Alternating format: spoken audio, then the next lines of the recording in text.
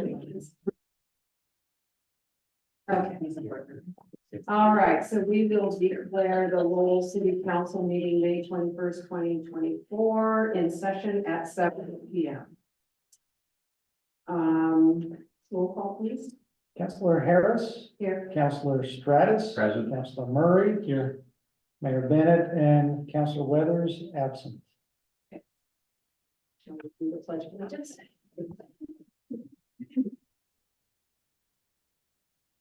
Pledge I allegiance pledge allegiance to the flag to of the United States of America and to the republic for which it stands, one nation, under God, indivisible, with liberty and justice for all. Okay, so approval of the agenda. Is there anything we need to add, take out, or move? I have no changes. No. I'd like to add a few comments about, the memorial in the park for Hall. Just a couple of things given me, if I could. Okay, so you want to put that Yeah. in other business? Yeah. Remind me if I start. Okay, so we need to approve the consent agenda. Does we have a motion? Is So moved. Second. okay, so we have Jimmy making the motion to accept the consent agenda and Tim seconds. So all those in favor of approving the consent agenda, say aye. Aye. Opposed? Okay, so carried. Are there any public comments at this point? Any council comments? Okay, then we will start with the staff report, which is on page 131, if you want to do that. Yeah. Mr. Collins? Thank you, Madam President. That's a nice one, ring to Mr. Mayor. Make sure that Dawn hears that. Good evening, everybody. This is to get some updates since the April 16th meeting. We started the e-permitting onboarding process today with the Building Codes Division. This is going to be a 4 to 5 month process. We will be required to have weekly meetings with them for an hour and a half to work on various tasks and trainings.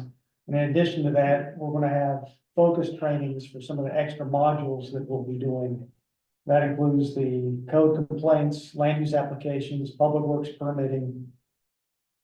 During these trainings and meetings, both my attendance and the attendance of the city clerk will be required, and our full attendance and participation is necessary.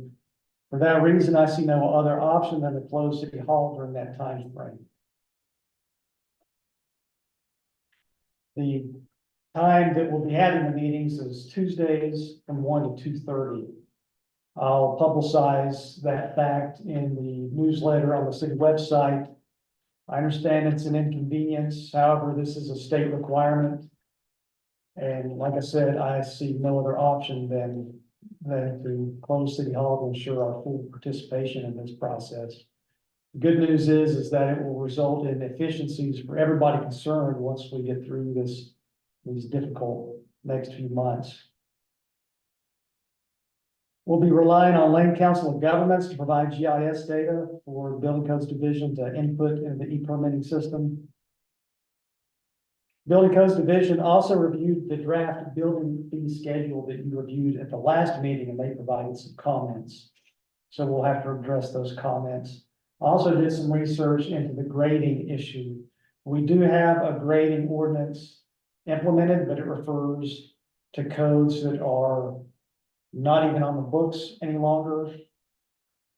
And the building codes that are adopted, that all of that I think needs to be updated. So we should do that in one fell swoop. But I know how to get started on that. Just wanted to let you know. I'm working on a hillside development application that's deemed incomplete.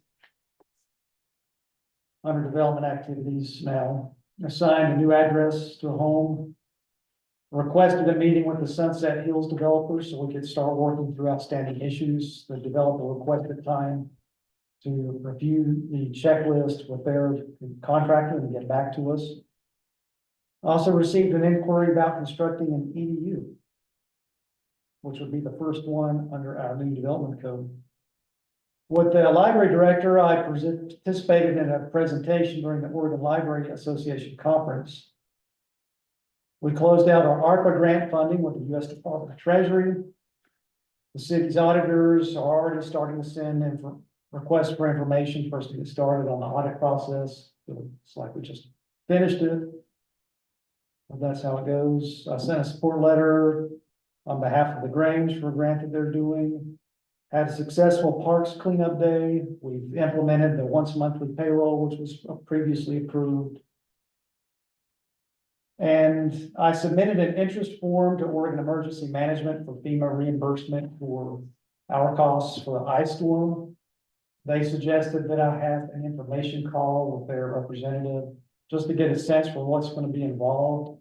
If it sounds like it's going to be timely to request that funding and onerous to do the paperwork, I'm just not even going to bother. It's not cost effective. Received and closed some complaints. Those are listed in the packet. What questions do you have for me?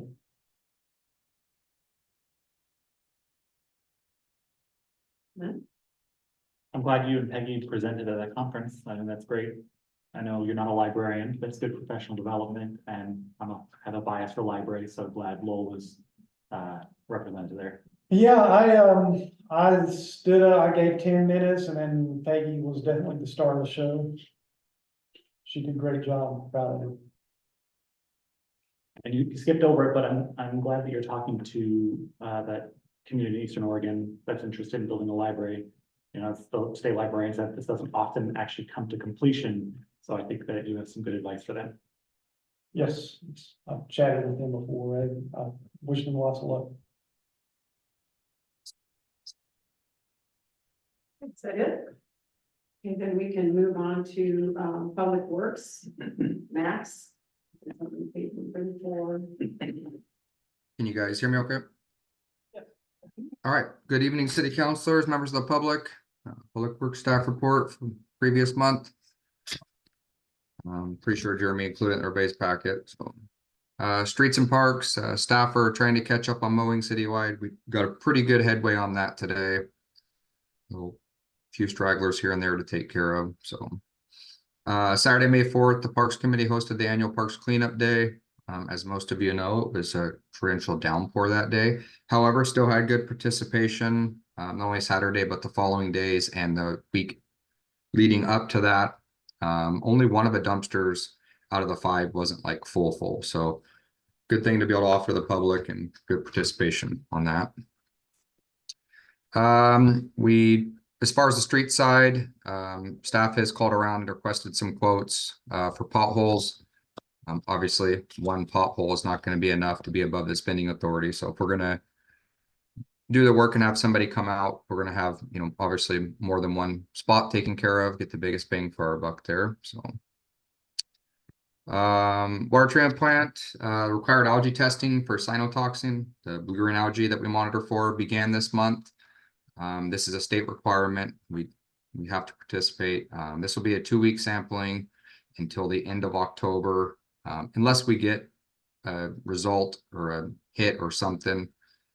Since the mandatory monitoring began 3 years ago, we have not even had a single detect. So no samples that we've collected from May to the end of October have had any results. They were all, less than zeros. So it might be unsightly and everything, but at least it's not toxic. So that's good. If it does come back toxic, it does trigger additional sampling. Actually, the sampling is triggered to daily. So that's good news. We'll keep an eye close on it, and I will keep everybody updated on blue-green algae. The tracer study that we've talked about on and off for a few months, finally got approval from OHA, Oregon Health Authority, who regulates the water side of things. for the methodology and all the paperwork that needs to be submitted to actually perform the test. Tentatively, we are scheduled to perform that test with Civil West on the 31st of May. If successful, a typo there, this will allow the treatment plant to run at 275 gallons per minute. Where currently we are permitted at 200. So 75 gallons doesn't seem like that much, but it's makes a pretty big difference. Wastewater treatment plant, the summer permit began May 1st. May to October is, in the state's eyes, summertime, which it is. So fish spawning and things like that. So we have a much more stringent and strict permit when it comes to discharging to the Middle Fork, the Willamette River down below Dexter Reservoir. So, and staff is working on maintenance, the headworks unit, which is the very first piece of equipment at the treatment facility, removes anything that's, non-organics, is in need of some maintenance and has a couple repair issues that we're working on. That's all I have there, unless anybody has questions or any other information I can provide. So, Okay, Okay. well, one thing I will add, it came up last meeting, I believe, and then real briefly at the budget meeting.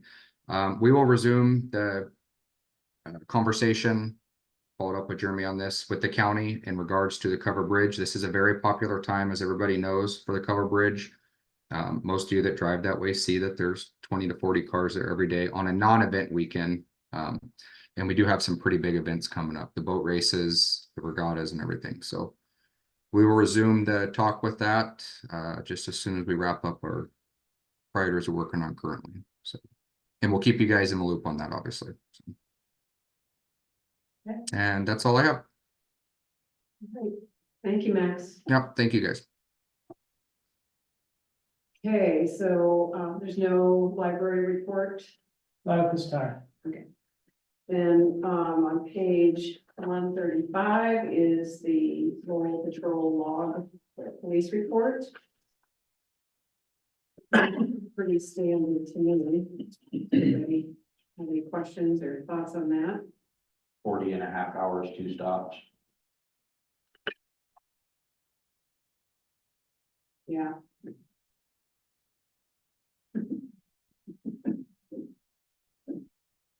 I've requested additional patrols around the school during pickup and drop off times. It's been bad.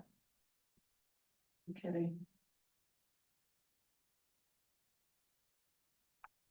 Is that 45, 50 miles an hour through a school zone repeatedly, on Pioneer or? Pioneer and Moss and Maine. Okay. I've had just today 2 cross arm stops that people have blown through the reds on my buses. In city limits or outside city limits? Both. I had one right here this morning. I had one just over the hill this morning. I got a license plate on them.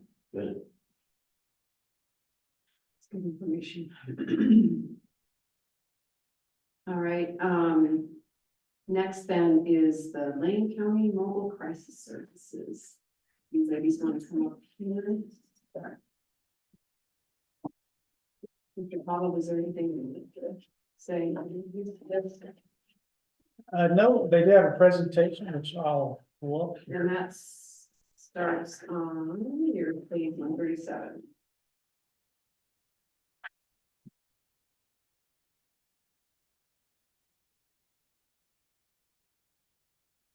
You can introduce yourself, so you sure.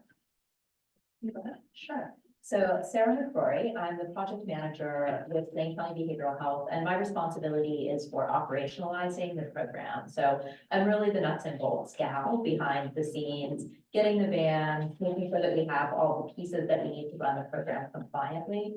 I'm not a clinician, which is why I'm very grateful to have Olivia McClellan with us. Hi, I'm Olivia McClellan, and I am the Senior Manager for Behavioral Health Services at Lane County. So, all right, I'm really grateful for the opportunity to come and speak with you. I've had the opportunity to be in a lot of the communities in Lane County, but I've kind of just been going around. We did have the opportunity to go out to Oak Ridge earlier when I was really trying to figure out some of the operational pieces, and it's very nice to be able to come into some of the communities now that we're getting closer to launch and to kind of explain the program and talk about what you guys can expect and how we can work together to address some of the unmet needs. As you guys are probably all aware, Metro Eugene and Springfield has had a service that has been providing mobile mental health crisis response. And the outlying rural areas in the county really haven't had access to a service like that. I've had a lot of enthusiasm from folks saying that there's really a need, and just again, very excited to be a part of providing something that I think is really gonna help a lot of folks. Is that one in the cities, is that Cahoots? Yeah, Cahoots is, they're a different model than okay. what we're building, and I'll explain a little bit about the Okay. model differences as well. But it's just a service that people kind of understand to be providing mobile mental health crisis, and you guys out here haven't had access to that, so I think it's gonna be nice. Yeah. All right, let's see what we've got on our first slide. I don't have any notes, so I'm just gonna ad lib here a little Do you bit. want these hard copies? Oh, that's okay. I'm happy to read from the screen. You know, the main thing to understand about the program is that it's mobile, it's community-based, meaning we are going to where folks are at, right? So if somebody's in their home having a depressive episode or having a panic attack or having some other kind of mental health crisis, they're able to activate our service and we'll just come straight to their home to help them.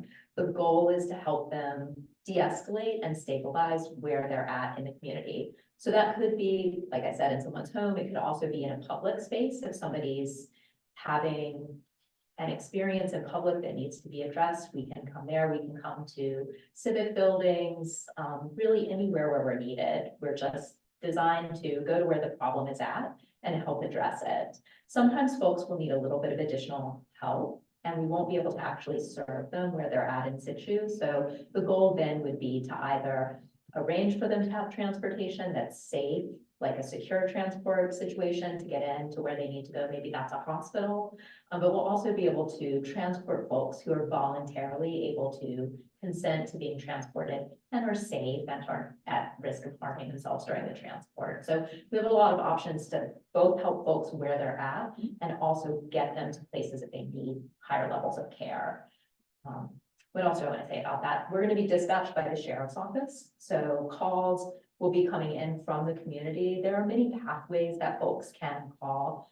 Most often, people are calling their local police department. They're calling 911. They're calling 988, which is the mental health crisis line in the state. All of those agencies and partners have been working with us to create algorithms that just transfer those calls into sheriff's office. And sheriff's office will be dispatching us through their CAD and radio system. That's how we'll get to where the people are at. Any questions about that?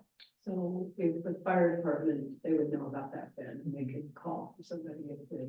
Yeah, and I did have the opportunity to present to the entire fire chiefs group, so I've already presented to them, and I'm working with Chief Heppel, who is kind of a leader in that group, and making sure that they're aware. So we've been working really closely with law enforcement agencies across the county, sheriff's office included, because of course they're really big in the rural areas, and then all the fire and EMS as well. Right, maybe you're gonna get into it, have you got funding in here somewhere? We do. I don't actually know if we have a slide that's specifically dedicated to that, so we could touch on it now if you're interested. I was just curious how it's funded. It's one of your frequently asked questions. Oh, is that, yeah, thank you. This is Brittany, who sadly could not be here tonight, put this slideshow together, so forgive my ignorance. Yeah, so it's being funded through a variety of mechanisms, both through the state and through federal funding, as well as through our coordinated care organizations. So we've got a variety of sources feeding into it, and, you know, it is a costly program to run, right? It's not a brick and mortar. It's really about staff, and it's also about fuel and vehicles, this kind of very high dollar assets. You guys try to run fire and police, and so you know about that. But right now we do have funding to get the services started and to get some of the 24/7 coverage in place. We're seeking expanded coverage to get the rest of the 24/7 in place. And I feel really optimistic about that. I don't think that we're gonna have a problem getting it. It's just, you know, you have to work through the the So- mechanisms. If you don't get it, where will there be 24/7 coverage? There won't be 24/7 coverage if we don't get the funding. And it is mandated by the state that we have 24/7 coverage, so the state definitely has an obligation to give us that funding, which is partially why I'm so optimistic about it. Yeah. On common does on being unfunded mandate. I know, it's really frustrating. I guess you guys are not strangers to that, so. We can all share that in this room, I suppose. There is a component of it also that we can bill insurance. So for folks who are insured, we can capture some of that cost. So we're anticipating a percentage of revenue that will help cover the costs. But certainly not enough to carry the whole program, but enough because the service is available to anyone, insured or uninsured. So that's an important component of the work, and it's also important that we can fund it. So it'll be nice to be able to capture some of that. Great question. Thanks for remembering that piece. All right, let's advance our slide and see what we've got next. So maybe some things that I've already mentioned, but I'll just go over again. This is a requirement by the Oregon Health Authority that every county has a mobile crisis program. So the goal is to have every person in the state having access to mobile crisis. And it's run through the CMHPs, which are the Community mental health Thank you. providers. Community mental health providers. Lane County Behavioral Health is the CMHP for Lane County. So we have the responsibility to ensure that this program goes and everybody has access.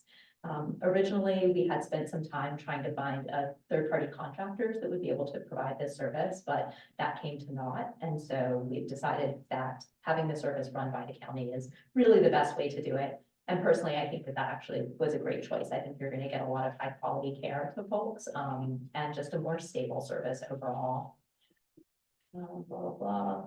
Opportunity to expand on existing services and resources. I mean, that's absolutely true. We really have a network of services here in the county, and it's been so interesting learning about rural Lane County. I've been here for about 30 years, but I've been, in Eugene for 30 years, and learning the way that things are managed across the county. It's a lot of complexity here, and we've been working really hard to integrate that complexity and make sure that we have the right resources in the right places. To make sure that folks get what they need, right? Because sometimes they're going to need us. Sometimes they're going to need us plus police or plus EMS, and sometimes they're only going to need police or EMS.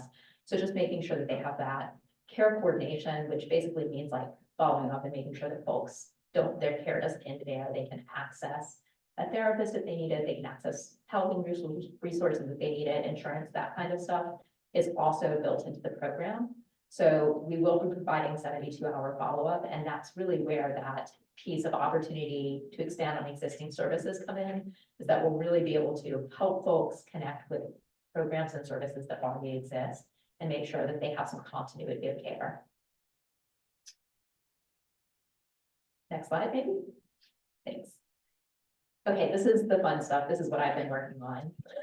How are we actually going to get this thing to go? And I will tell you guys, we got our first van thing, and I got to drive it in the parking lot. It's very exciting. It wasn't as intimidating as I thought it was going to be. They're pretty narrow. They're not that wide. But we're going to have 6 vans, and they're going to be kind of positioned around the county. We're working on some co-location spots so that we can meet our response times. The program is required to respond in metro areas within 1 hour, rural areas within 2 hours of the initial call, and frontier areas, which we do have a few of in the county, within 3 hours. So just trying to cut down on some of the travel time and make sure we're where folks are at has been a goal of the program. We right now definitely have a van in Cottage Grove. We definitely have one in Junction City. We definitely have 2 or 3 in Eugene Springfield run out of our MLK site. And we've been talking with Chief Smith in Goshen to see if we can get a van there. We've also talked to Oak Ridge, so we're kind of trying to figure out some other locations where we can get vans just to be closer to you folks that are outside of Eugene, Springfield Metro.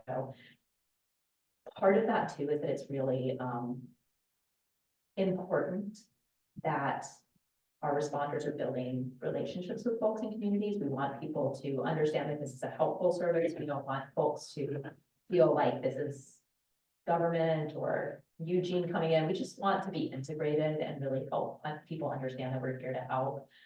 So I'm hoping that by having bands a little bit further out, we can spend a lot of time in the community, showing up at community events and meeting people and really integrating as well. So it's kind of dual purpose. Will the bands be marked? They are gonna be marked, they're gonna have a really simple, kind of blue Lane County logo on it, it'll say mobile mental health crisis, and it'll have the phone number. It's not gonna be gaudy or overly labeled. It's a little bit of a tricky thing, because I think in some ways you wanna be able to, I mean, not in some ways, in all ways, you wanna be able to maintain discretion. Yeah, that's what it When was. you're coming to someone's house, but we also need to be able to maintain visibility and help folks identify us as a service. So I think they look really good, and hopefully you guys will feel the same way. Yeah. Who is, I think, something worth talking about. Maybe that's actually a good place for you to jump in. Absolutely. So the teams are going to be set up, two-person teams. So there'll be a QMHA, which is a qualified mental health associate, bachelor's level mental health worker, and a peer support specialist. And they will be partnered on the vans together. And they will be the folks dispatching out to the community and having that initial contact and doing the initial assessments with folks. And then at base, at our home base at MLK, we'll have our mental health specialists, which are our master's level clinicians, and we've chosen to go with folks who have licenses so that they can have a slightly more experience in the nuance of the work that we're providing, and also provide sort of oversight to the team. So if they're out in the community and things become feel like they're falling out of their scope or maybe out of their comfort level, that we'll be able to dispatch those folks out directly. They will also be available to provide what we call director's custodies, assessment for a director's custody. And a director's custody is when somebody in the community has been identified as a danger to themselves or others. And so the QMHPs, these folks that will be able to go out in the community, can write a director's custody, which allows law enforcement to safely transport folks into that higher level of care that we were talking about. So into the hospital, so that they could get further evaluation for their mental health, either stabilization for a short period of time, or potentially moving along the process towards civil commitment if that's what's necessary for treatment. So those are how those teams are built. And then there will be those case manager folks that will also be based out of the building that will be doing the 72-hour follow-up calls and answering calls that are coming in from the public, from community partners, from our law enforcement partners, and our fire rescue folks. So they'll be able to be taking those calls that are coming in for support. And we hope to be able to de-escalate. A lot of the work is done actually over the phone, and oftentimes we can de-escalate situations there, so they don't have to rise to the level of needing dispatch. So that's a component of how this looks. And then there'll be supervisors who are also licensed clinicians who are able to support that work and be available to be dispatched out again as well if there's a need for them to be present in the community. So it's a really cool model. I think having the peer supports, I'm really excited about, and really adding that component to the work that we're doing. Peer supports are phenomenal in this type of work. They have lived experience. For those of you who aren't familiar with the peer support model, there are folks who identify as having lived experience, and they go through their own training.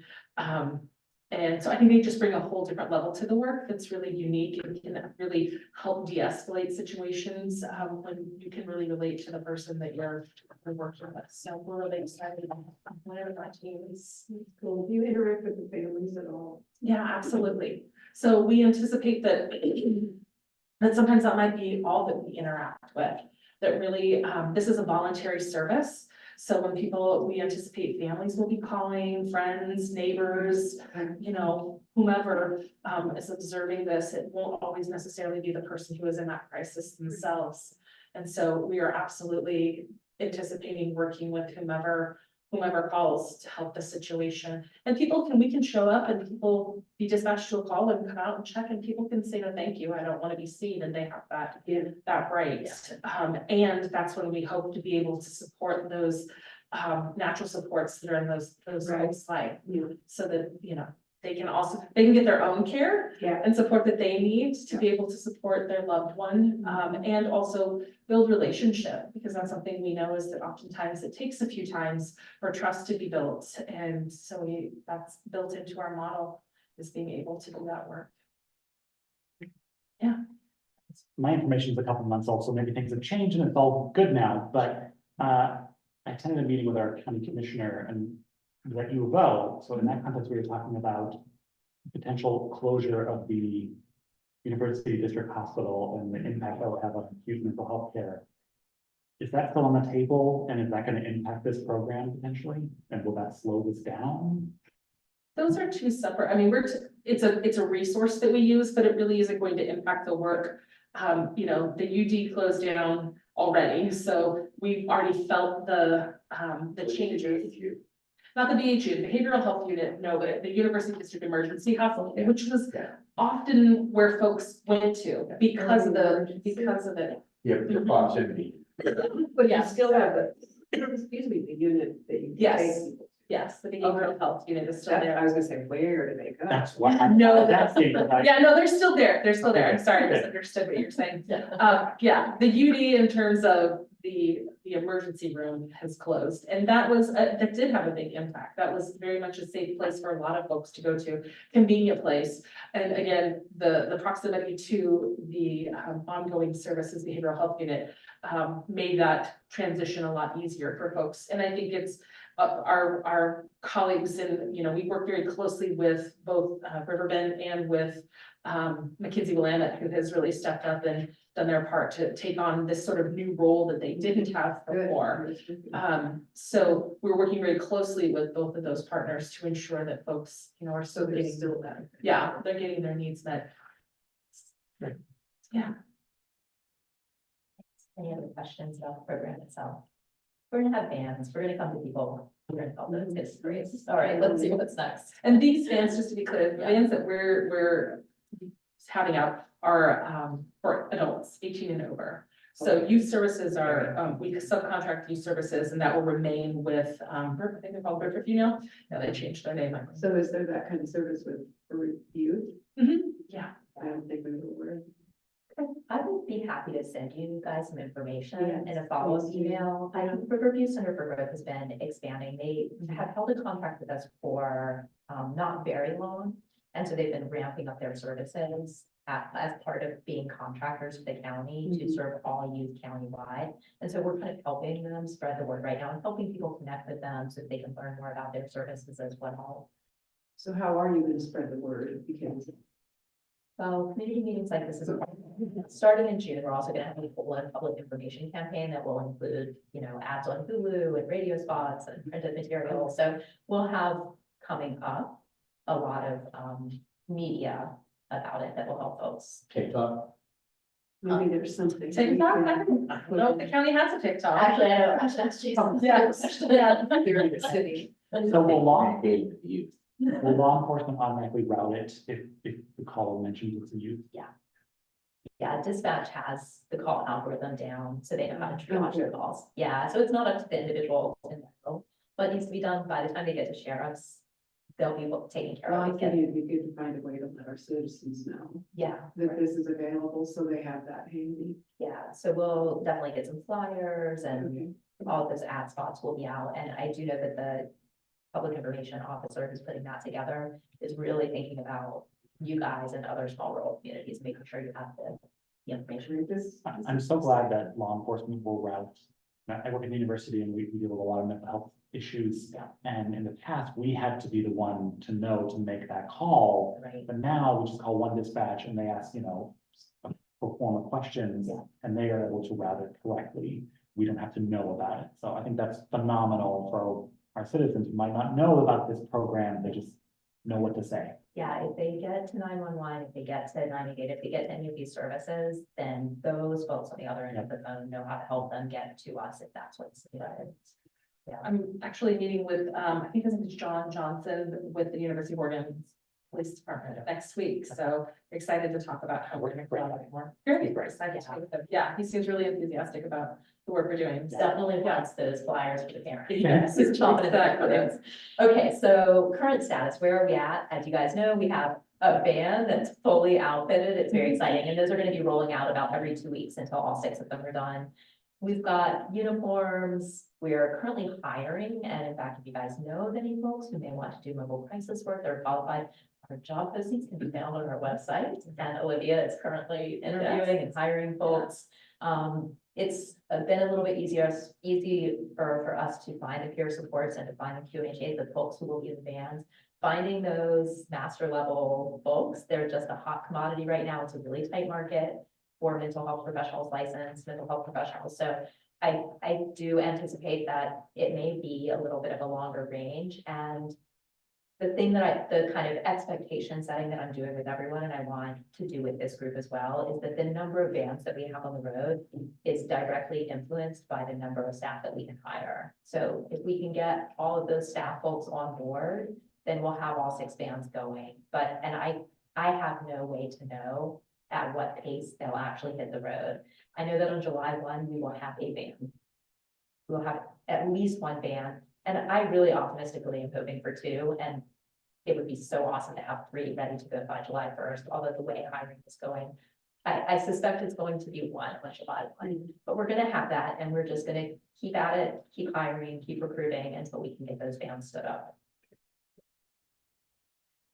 You know, aside from that, it's all the nuts and bolts of building the program. We're pretty much there, we're pretty close on everything. So July 1 is definitely our date, and I'm so excited. I can't wait. Yeah. Okay, so let's see what's next. What do we have? Frequently asked questions. In case you guys wanted some prompts, here are a few things, but maybe I would just open it up to additional questions from you all first, or if there's anything compelling up there that you want to know about.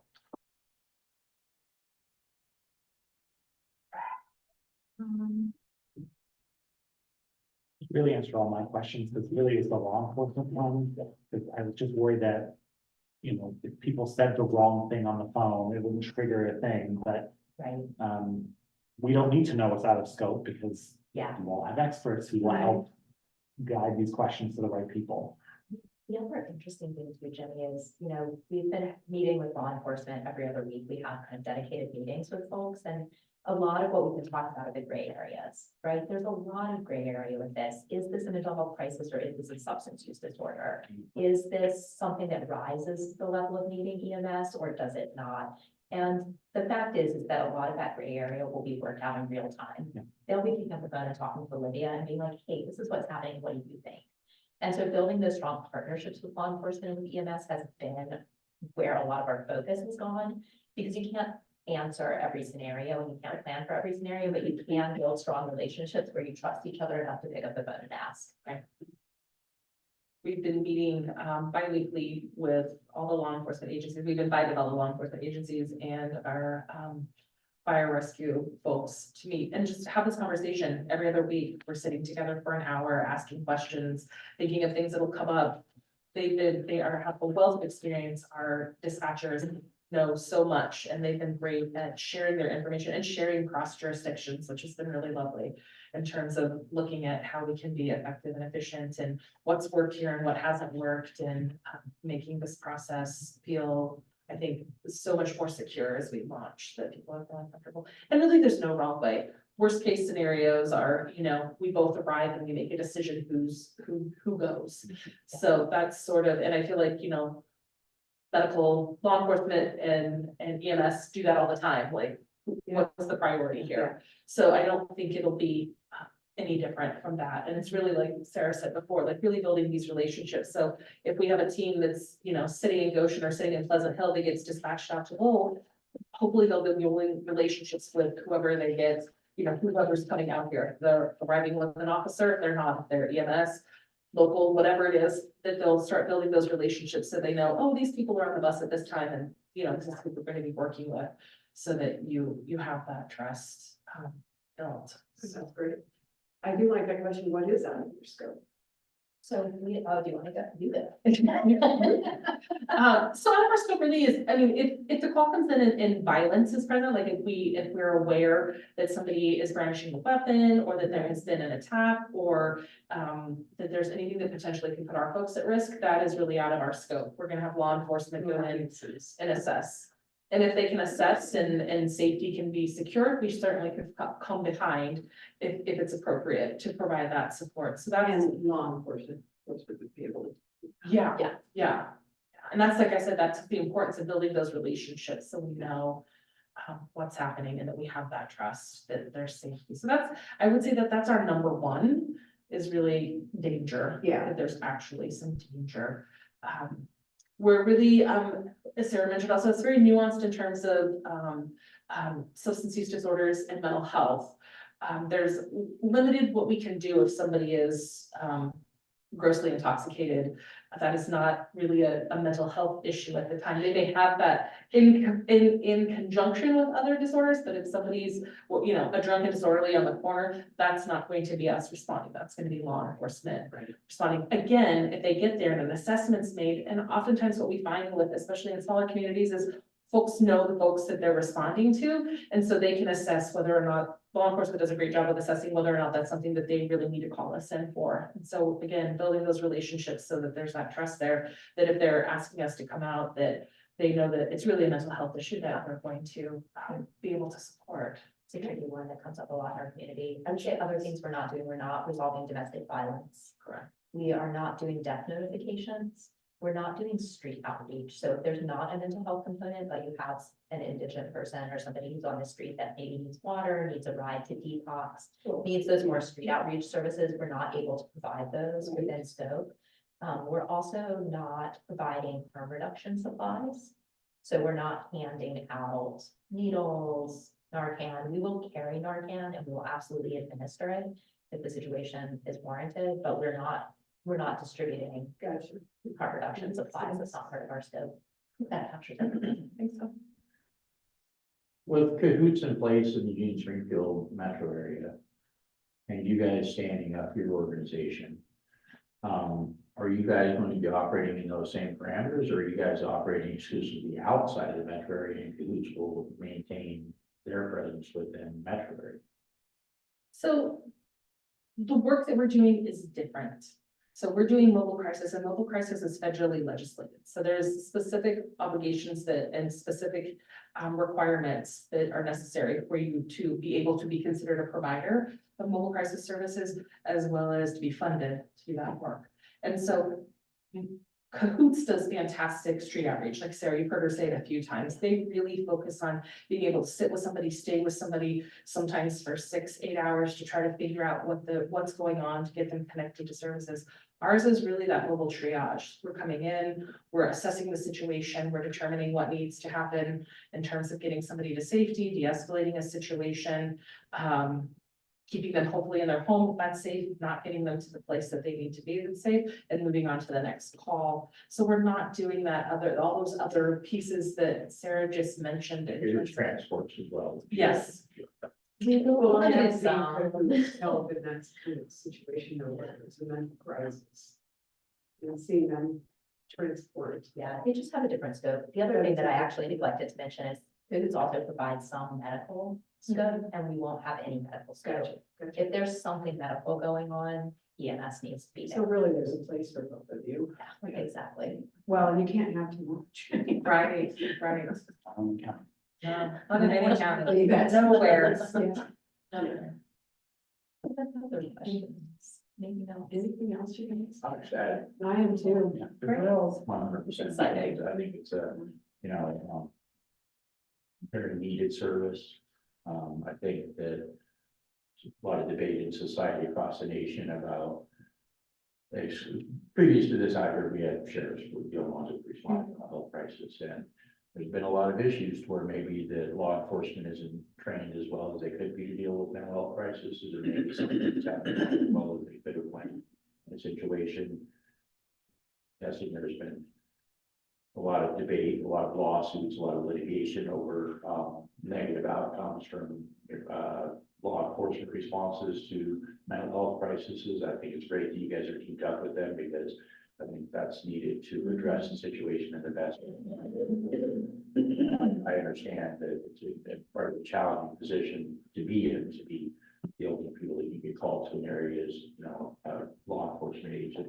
That's not your training for, so I'm really happy with that. Well, this is So, huge, because I've seen families, been with families who were having family members with mental health crisis, and they couldn't find help. There was no help anywhere. And the police know would do so much, so I think this is a great step. they have no way to do unless there's Especially out. harm. They have no way to See it do happen. after drive through your death. Director's custody. They have no way to do that, so unless Yeah. the individual says, yes, I feel that, go ahead, take me to the PHU or whatever, there was nothing they could do.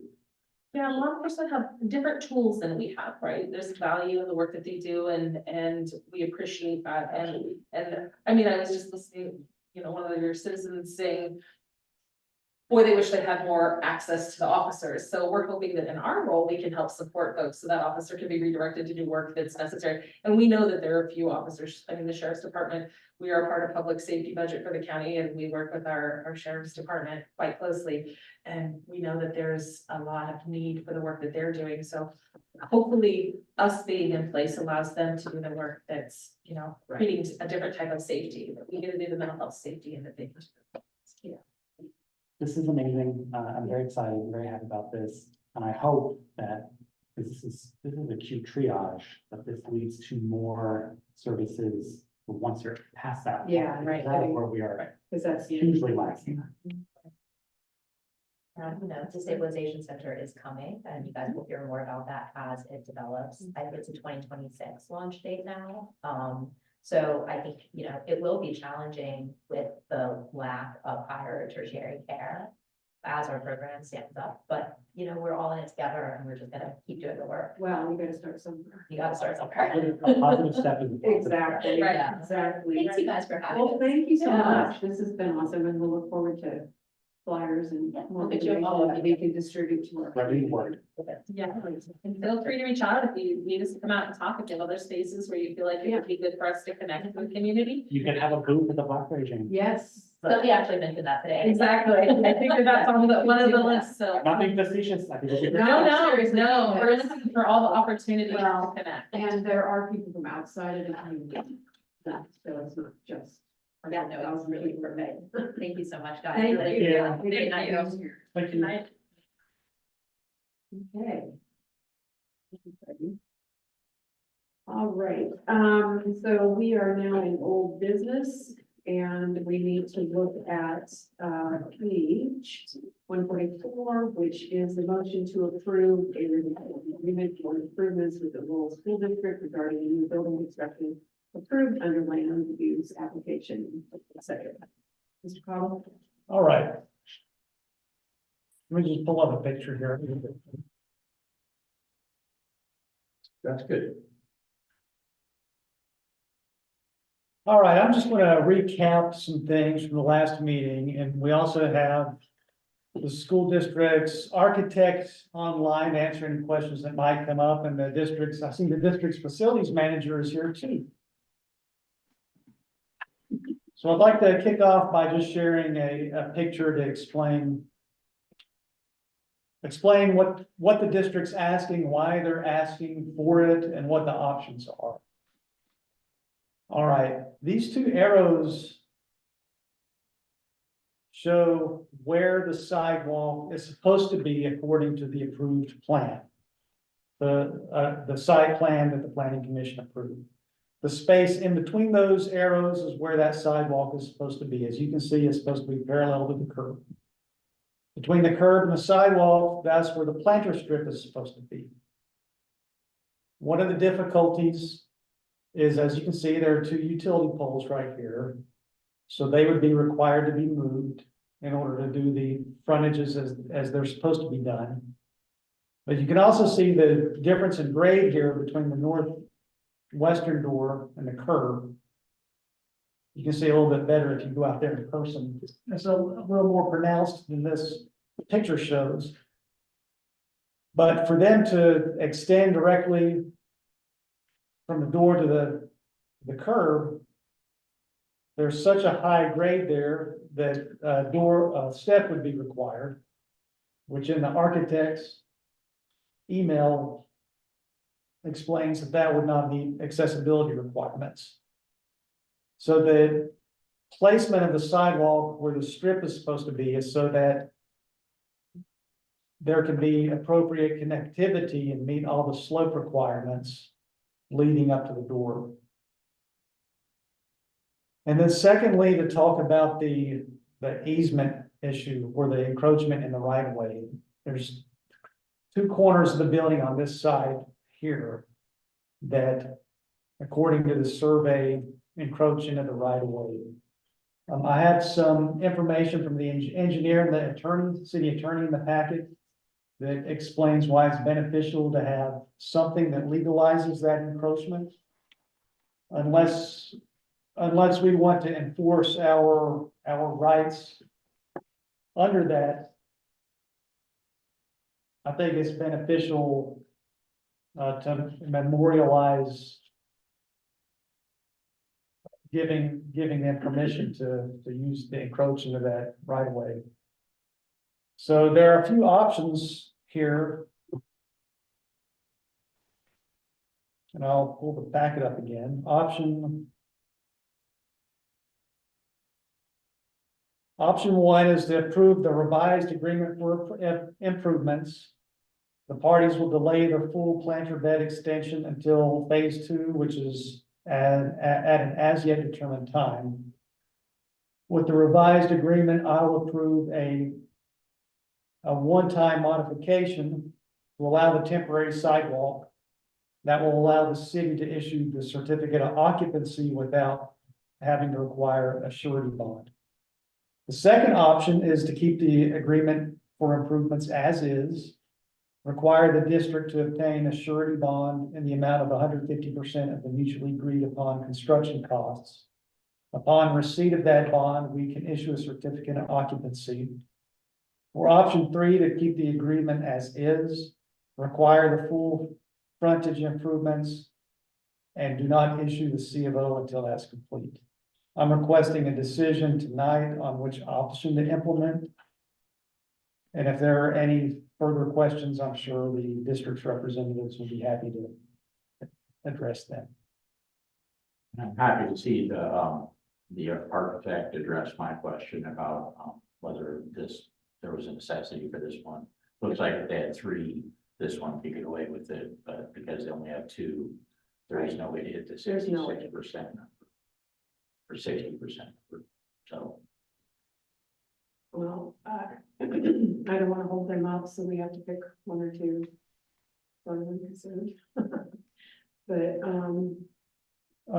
Before we get any further, I'd like to ask Chris or Jason, did I state everything correctly here as to why you're making the request that you are? Yes, so, sorry, this is Chris Walkup with Glass Architects. Can you guys hear me? Yes. Okay. The only thing I would add is that back during planning, I think it was the hope from everyone that the utility would underground those lines, possibly in conjunction with your repaving project that you did there. But that didn't happen. And had it happened, we could have met all the requirements. But because those utility poles ended up right in the center of where the sidewalk needed to be placed, we had to make some changes. So was that ever discussed? did you guys communicate that during the Did you project? even know that?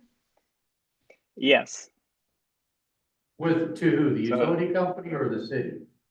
to the city.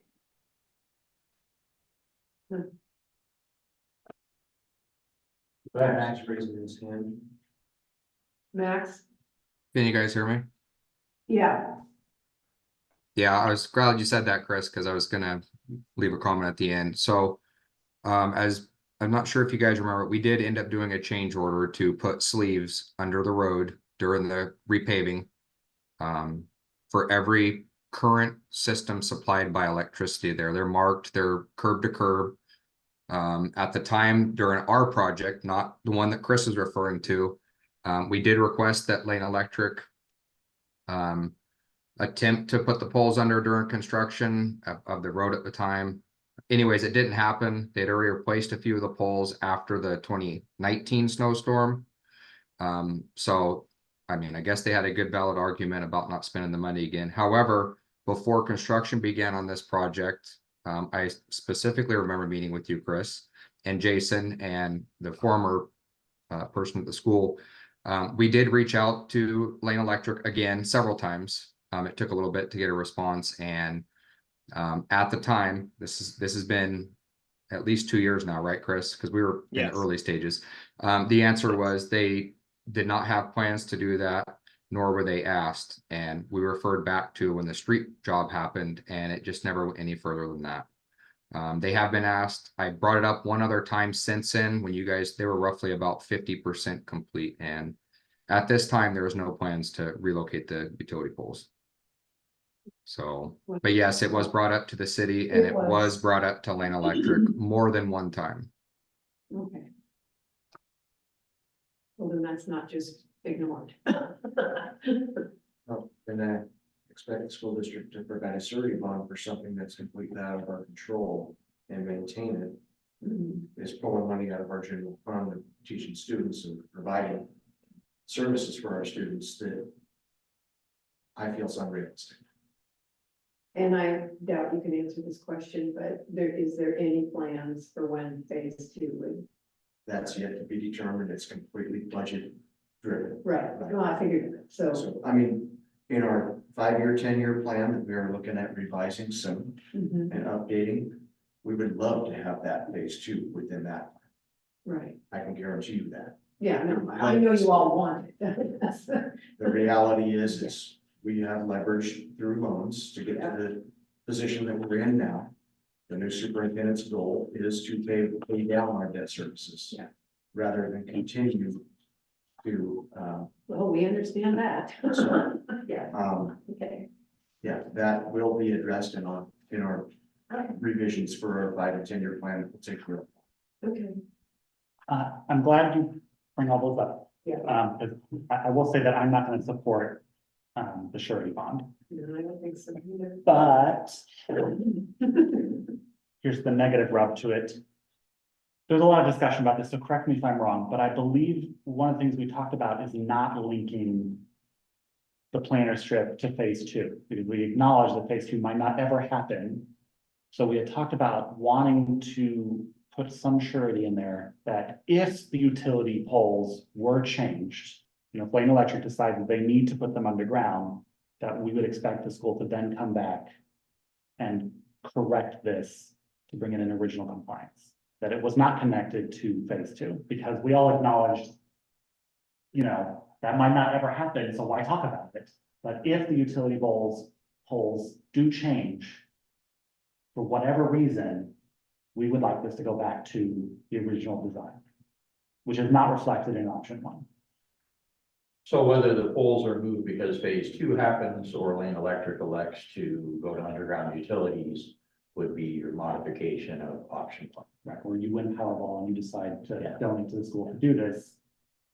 So could we phrase option 1 in such a manner, Jeremy, where we could say both parties will delay the full planner extension until phase 2 and or the utility company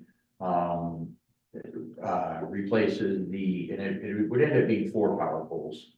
Like I said before, you can't just do the 2. No. You have to step back one more. There's there's actually 3 in the way right now. Okay, well, then Within you'd have to go back 5 then. Yeah. Yeah, so you'd have to go 5 poles to get it all underground, something along that verbiage, versus just the phase 2 of the project. Whichever happens first, kind of the statement. Right, because this has put this kind of locks phase 2 into that cost, when maybe it'll be decided that they could do everything else, but not that. So I'm not, because it sounds negative, like I'm trying to punish the school, but I'm just saying to catch this entirely from phase 2. If it's included in phase 2, great. Yeah, If that's why I not, say the end goal. exactly, I'm mostly talking past you. Yeah, exactly. So if this is included in phase 2, great. If it's not, we haven't now somehow locked the school's hands to say you have to include this. That makes sense. Yeah. Okay. Jeremy, what do you think? Well, I'm gonna pull up the agreement if we want to make some amendments, I'd like us to put that in writing now. Current price, do you know what it's gonna cost you? If that was to go underground and you fix the sidewalk and do the planters. Then I think it's already there in in D, I think, okay, we did talk about this, I thought. And we came to that agreement. This just wasn't covered in this option. So it says there, when they have been modified and or when phase two is under construction. So it already makes the statement. Okay, All right. sorry. This wasn't there, so I'm sorry. Well. we Thank you, don't have Jeremy. memories. So I'd like to make a motion to approve option one, and the, verbiage here, that we, approve the revised agreement for improvements both parties with the language we just saw on the screen. In that case, council, I have a recommended, my recommendation would be to make the motion on the agenda. That is option one. And since the mayor's out, I would add to, it needs to have both the presiding officer and the city administrator. So since the mayor is gonna be out for another couple weeks, I would add authorizing the council president and myself to sign. Okay, so I'd like to make a motion to approve option one in the verbiage tonight and give permission for the council president and the city administrator to sign the agreement. Does that work, Jeremy? Can I make a motion instead to approve a revised agreement for improvements with the Lowell School District regarding the new building construction approved under land use application number 2022-05 and to authorize the city administrator and council president to sign? Okay. He just rewrote it. Can you second it? I'll second. Okay. So motion made by Jimmy and seconded by Tim, and I don't know if I can repeat that. Was that what? Motion to approve or revise, right? Before there's a vote, Max said he has something he would like to Oh, add. okay, Max. I forgot, I need to ask for comments. Go ahead, Max. Yeah, it's not really anything crazy. I was just curious. One of the things that when this first came up is there an option not to just, have a sidewalk from the curb to the building, kind of like some of the areas of downtown Eugene, Springfield, and if I know it's not what the adopted downtown plan is, but they already have some planners. You could just do, like, if you think about Springfield, they just have the circle planners and a big 10-foot sidewalk with a tree in it. And then you go to Eugene in a few spots and they just have, it's not a planner the entire length of the curb and the sidewalk. It might be, like in front of the classrooms, maybe there's a planner, the rest of it's concrete. And I don't know if that's possible, Chris, with the slopes and stuff, but if you expand the distance out, you can have an allowable slope that still meets ADA to be able to reach that top part. Of course, concrete's not cheap, but I'm just thinking of a more permanent solution, because what if phase two doesn't happen for, well, some of us won't be working here anymore. There's a chance of that, or if it never happens, like you said, but at least we can still accomplish, in a way, kind of what we anticipated happening downtown, that it's to encourage walking and, as that continues to develop down there, the street, we're not going to expand the street, I mean, we just spent the money redoing the street, So that's one thing I wanted to bring up. I don't even know if that's a possibility or if that's even been considered, but have you thought about that, Chris, or? Yeah, so one of the one of the options that we looked at was extending the sidewalk. I think we're talking about that northwest door, extending the sidewalk directly from the corner there down to the curb, and that slope exceeds the allowable for ADA. Okay. Not by much, but it does. And the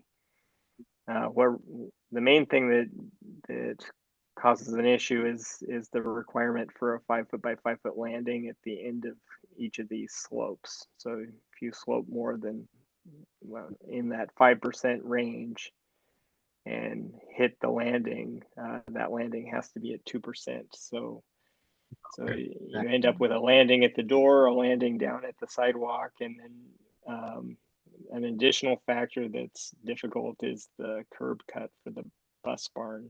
Right. Causes the entire thing to not meet ADA anyway. So there's just there are a lot of issues right in there. And if the pole weren't there, the nice thing would have been that we could have detached the grade from the backside of curb and come up 2 or 3 inches and allowed us to make all those grades happen. But since that pole's in the way, we couldn't do that. Okay, I just thought I would ask, just throw it out there, so. Oh, that's good. On the east end, what Max is describing would work. But we've already Yes. got the planter beds already in place there. Yeah. Okay. All right, so we have a motion to approve a revised agreement for improvements with the Lowell School District regarding the new building. Construction approved under land use application number 2022-05. And to authorize the city administrator and the council president to sign. All those in favor? Say aye. Aye. Aye. And all those opposed? Okay, so passed. Thank you for joining us, Chris. Thank you, Jason. Oh, Thank you you're guys. welcome. Thank you. Thank you. Thank you. We did. We did. You should see the grade coming from the gym to it. Yeah. It's, I'm assuming we gave them their temporary certificate of occupancy. yes, Yeah. Yeah. That's. We approved that at the last meeting. Yeah. yeah, but one piece, and Chris can confirm this. Chris wrote a letter to Northwest Code in the city to extend the temporary occupancy. I've been seeing Coach Yarville pictures online. But they were teaching class in both classrooms every day, and the weight rooms get used every day. It's It's a great really space. nice, Great space. it's a really nice facility. I feel like it's a great addition to the school, and it looks good, Absolutely, you know, absolutely. so thank you all again. Yep. You guys have a great evening. Thanks, Chris. Thank you. Thank you. Okay. Let's see, track here, I think. Don't touch the picture, Gary. Page 163. Folks, I would like to state for the record that, Mayor Bennett is online via Zoom. Does he want to take over? Yeah.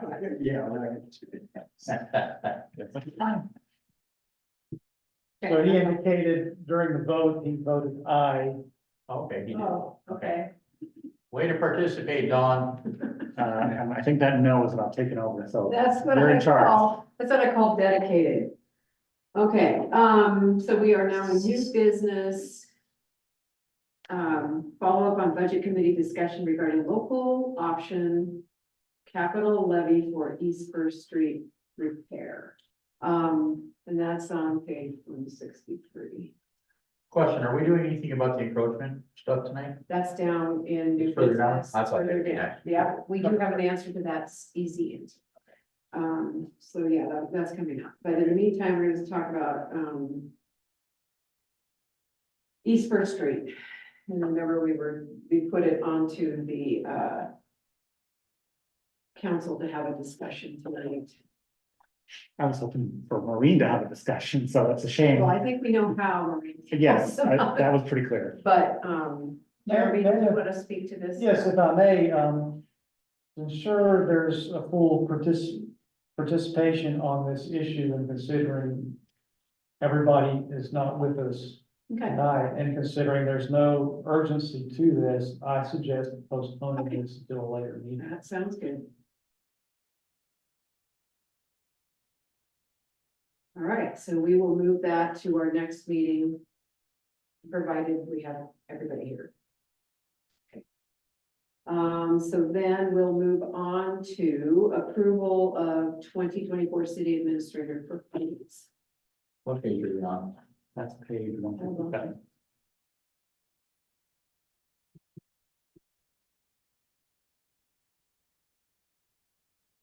Okay, so. Yeah, sorry. I'm behind you there. Okay, so, this is to approve our process for city administrator. And, if you look in the packet, the memo is in there of the process, so hopefully you looked at that. Jimmy, did you want to talk about this? Yes, thank you.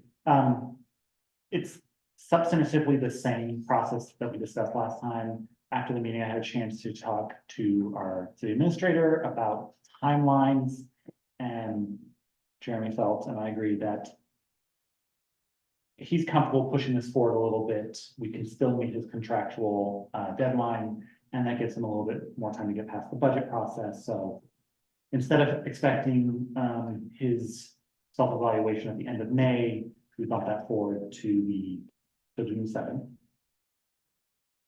Same for us, that gives you all until June 7th to get your evaluation. Okay, so is that what the dates we put on here, Jeremy? Yeah, that's in the. Okay. One of the things I had a question about. I thought you mentioned that last year Jeremy wasn't giving us his personal evaluation, his own assessments until after we made ours. The way I read this, I thought he gives that to us and then we make ours. No, they're kind of two separate bodies. Okay. I mean, I don't think any of this is set in stone if you want to have a conversation about it, No, but. I was just clarifying the process in my mind. I maybe misunderstood something. And Jeremy, correct me if I'm wrong, but I believe the process last year and what I expected for this year is that by June 7th, and it can be earlier if you get it done, you just rush through it. You would share that with council. I am not planning to read it myself until after I get done, so that I have my own evaluation and then I read Jeremy's. But that was my expectation. Does that match what you expected? I believe that's what we did last year. Well, I just want to make sure I'm understanding. One of the things I heard from. I think the question is, does the council prepare written stuff and then see my self-evaluation? Or do I give myself evaluation and then you prepare written stuff? That's all. It's all due the same day, so June 7th. It's only an issue if Jeremy gets a bee in his bonnet and on Okay. May 31st, I she have gets no it done and problems. emails it to us. Technically, we didn't say anything in here that that's not allowed. So I just wanted to make sure that if Jeremy got it done, he didn't have to sit on it for any reason. No, I was just clarifying. But we can I add have that in here. I have no qualms. Okay. I have no qualms. I'm just clarifying it. Those are the due dates. I fully expect if last year is a precursor to this year, that Maureen will get me her evaluation tomorrow. Yeah, She's very passionate about it. okay, so, But that's just the deadline to Right. give time for the process to work through. That doesn't mean that's when you have to send it. so we understand that. Sorry. So. Yeah, it was just my clarification. I have no issues with it. I had a question for our city administrator. It was more of a pressing question before Don joined the meeting, but you mentioned Don will be gone for a couple weeks. Is the mayor comfortable sending the email out to direct reports tomorrow? So that is the deadline we put in here to send that email.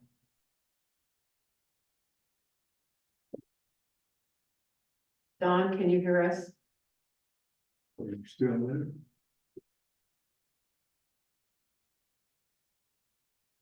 Maybe we lost him. If participants, is he still have participant list? That's 4. Okay. So that's, okay. Yes. So does that yes mean you're comfortable sending that email to Jeremy's reports tomorrow, Don? Say yes again, if it's the case. Where is this thing down? Mr. Mayor, do you want to send the emails to my direct reports or do you want Gail to send it?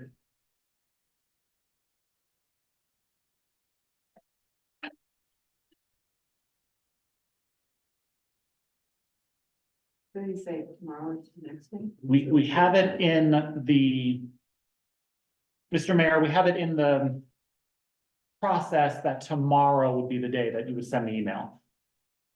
Or that the email would be sent.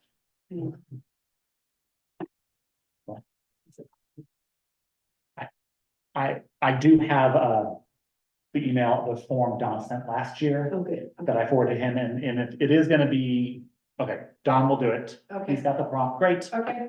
Thank you, Don. All right, so that brings us to, I believe, unless there's any more discussion. I just didn't know he changed his name to your name. Says, name here, that's what it is. Just the direct reports, that is correct.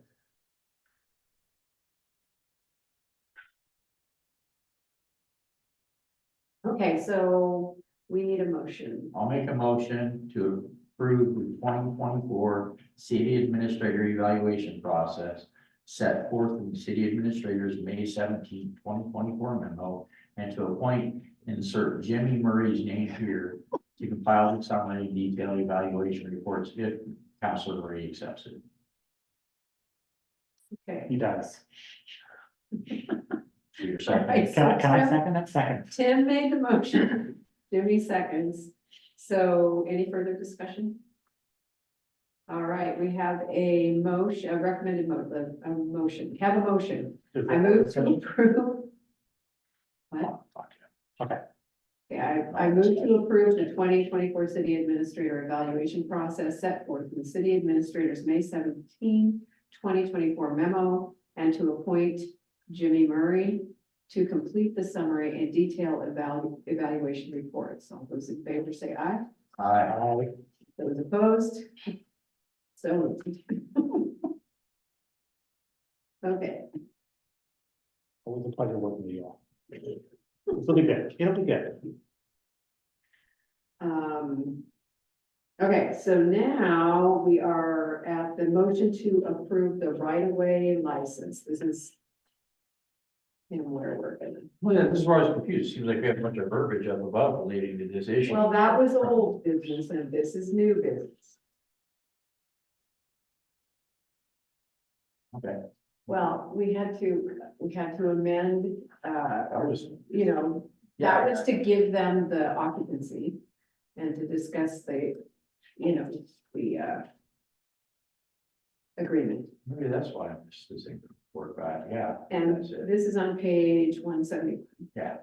And this is a great way to take care of that, easement thing, but I'm gonna let Mr. Cottle explain it to us.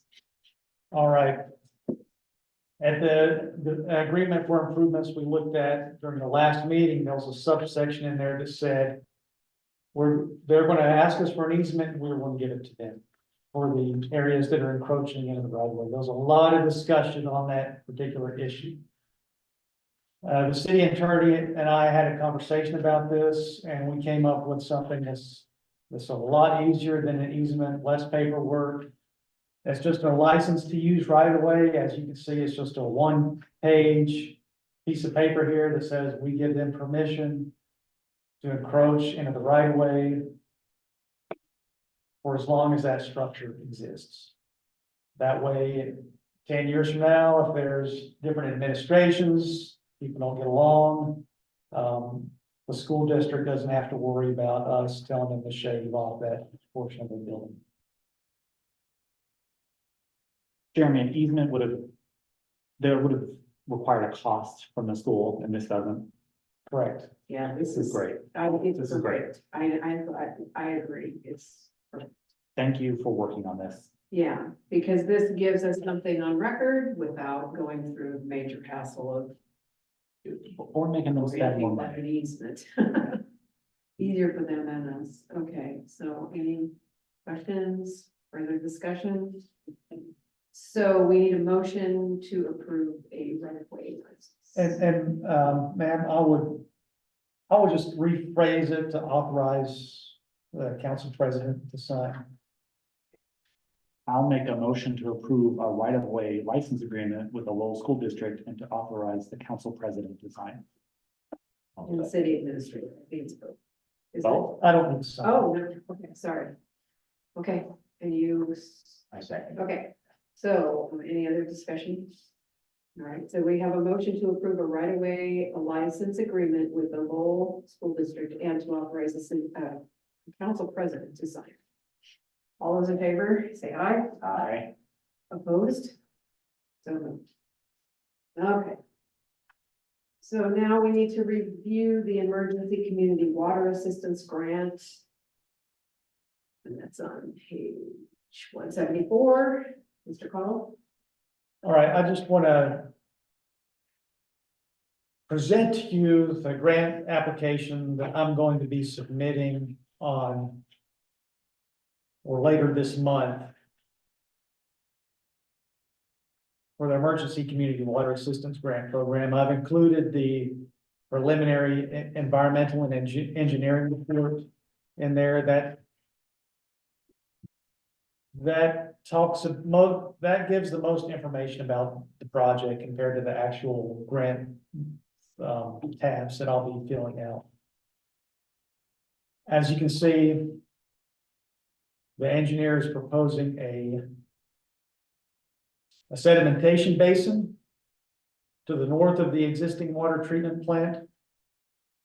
This will provide more volume for all that junk to settle out before it goes to the plant. They have some schematics here of what it's going to look like. We took out the airburst retrofit because there was a lot of discussion about some standards that would have to meet environmental standards, particularly involving fish. And it was just going to drive up the cost, probably above what the grant would pay. The sedimentation basin was the top priority, so we went with that. And there's nothing that says we can't come back at a later date for the airburst. So I just wanted to get your buy-in before I move forward with this idea and this grant application. And Civil West report is great, Yeah. spells out our concerns. I also want to note that USDA reviewed this and they do have some changes. It's just, it's nothing that substantively changes what's here. Yeah. Just wording, so forth, yeah. Okay. Wording additional detail and so on. This is not really germane to this. Kind of connected, but if you think a borderline shouldn't be talked about, that's fine. We included a water burst upgrade in our water master plan with a cost attached to it. It sounds like that cost is not accurate anymore. It may be wildly inaccurate. Are we gonna go back and amend that? I guess I'm curious what that number is, because that was a relatively modest thing on, sorry, Max. That was a relatively modest thing on the water master plan, but now it sounds like it's turned into not a modest thing. Well, can I answer that, Jeremy, or? Go ahead. Yeah, so that part doesn't change, Jimmy. The part that's in the master plan is the cost associated with the purchase, install, the work, the divers, everything. The part that was not included in the master plan for the airburst was the fact that our current screen does not meet the new salmon restrictions for screening, the micro on it. So what that did, the reason we pulled it out, the cost would be the same, but if we have to change the screen instead of just adding a retrofit kit to it, it triggers a lot of things. Not only a fish study, all the standard stuff. So not only it won't fit in the time that we need it to be done for the ECWAG, but the costs that could add up and then the time delay from all the amenities that we'd have to involve in it. If we did it as part of the master plan, master plans are very long term. You start a new treatment plant and it's 5, 6, 7, 8, 10 years. So I still think it's a good cost. They did include for inflation and everything else. And if we have to buy a new fish screen, then that could be something that we'd have to look at down the road. So we have other options to be able to keep the line clean that won't violate anything. It's just the airburst would be a much more simplified system. So not a big worry at all. We can't do anything without the said basin. So That makes sense. Thank you, Max. You should be a public works director.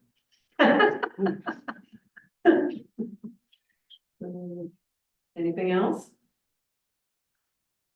Okay, we need a motion.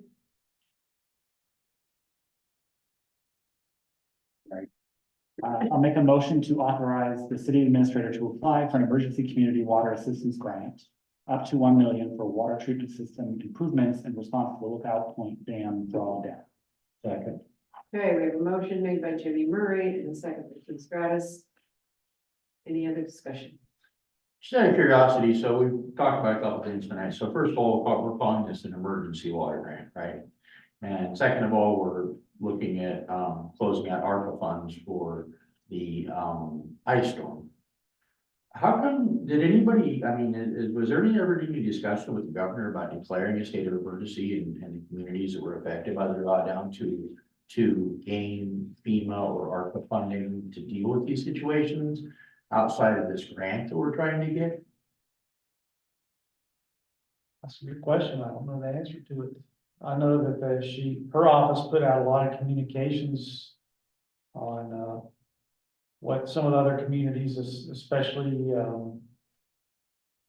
Sweet Home, we're dealing with. Sweet Home. Emergency declarations. I don't know the technicalities of that. I think it'd be worth looking into, and we're talking to the tune of, you know, I don't remember what our funding was for the snow, but $6,600 for the ice storm. This dwarfs that in terms of the cost to our community and in my opinion, risk, damage, et cetera, ongoing. Well, it's gonna be ongoing. We could certainly, I think it's worth the discussion, you know, maybe a few of the city administrators from the affected cities could engage in a discussion, you know. Or counselors can reach out to their state reps. Yeah. And I feel like Yeah. Representative Absolutely. Conrad will be Absolutely. receptive to Yeah. this. So I think it's worth looking into. yeah, That's very. because it is putting all these. You know, sometimes it just takes somebody asking the question, I mean, you know, you have wildfires that affect, you know, 500,000 people or floods that affect 1 million. It's easy for a governor or somebody to declare a state of emergency. Sometimes it's about framing things and thinking it. And right now, it's, you know, it's obviously, it's not a natural disaster, but in a way it is. You know, it's about how it's framed and perceived. And I think there's kind of been an opportunity missed. No, But You it'll know, come back every summer. it's gonna come up again, Yeah. so it's ongoing. Okay. Let's get the governor here. Hmm? Let's get the governor here. Yeah. Okay, we have a motion to authorize the city administrator to apply for an emergency community water assistance program up to $1 million for water treatment system improvements in response to the Lookout Point Dam drawdown. All those in favor say aye. Opposed? So, moved. Okay. All right. Review Oregon liquor and. Don said aye. Oh, sorry. Review Oregon Liquor and Cannabis Commission license renewal within the city limits. Mr. Collins. Historically, the city has reviewed liquor license renewals. There's only one in the city, Armando's. Providing no comments is the same as asking the OLCC to let it go through. Any discussion? No comment. No comment. I know what that means. 30. Okay, so, we need a motion, right? You don't need any. Oh, we don't. Okay, no comment. All right, Tim, you had something for other business. Yeah, so I was in the park this weekend, a couple things. So, first off, I actually texted Max. I asked about the warranty on our shade trees within the shade tree program. I noticed that there's at least 2 to 3 trees that are not showing signs of life, and there's 2 that are fairly unhealthy shape. Seems like they're all kind of the same species that are having those issues, but I'm not positive. At least the 2 that are still alive and not very good shape are the same species.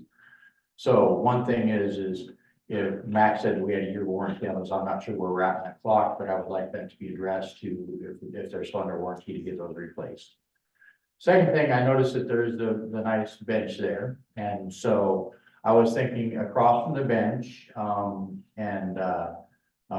you know, proximity to the sidewalk there. You know, I don't have costs or anything like that yet, but I've just been thinking about method and mode. And so I think something like on a double leg platform set at an angle with an acid etched stainless steel or laser cutout stainless steel memorial plaque, with some verbiage, and I don't know the verbiage yet, dedicated to Paul forming the shade tree program, and maybe even some mention of his participation in the parks. And then having this within an enclosed case that has like plexiglass or Lexan cover, in case it's vandalized, we can replace that top cover versus having the actual memorial plaque damaged.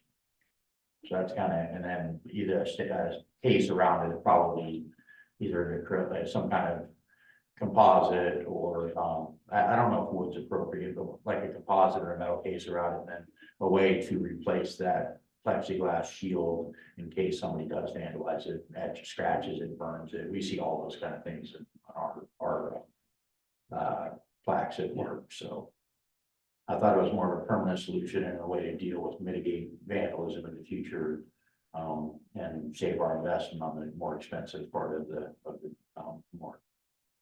So that's just a thought to begin with on where to go with it, start kind of drawing up. And I'm not thinking, too big of a thing, probably something in the neighborhood of, 18 inches by 2 feet kind of a thing, not a gigantic thing or anything like that, so.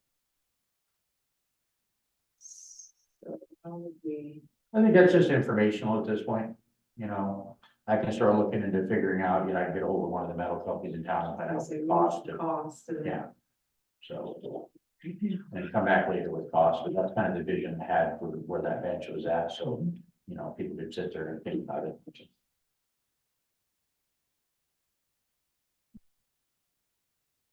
there any other business? Appreciation for Tim for doing this work.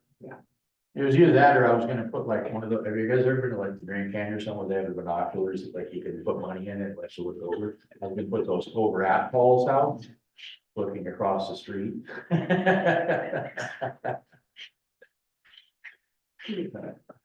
Are there any community comments? Yeah. And everybody's good? Okay, what? Just like. Oh.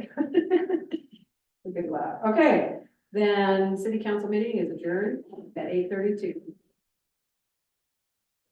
I had to educate myself on what Paul was doing, and I'm like, no, you don't understand, he's not clearing, he's monitoring the park. He has serious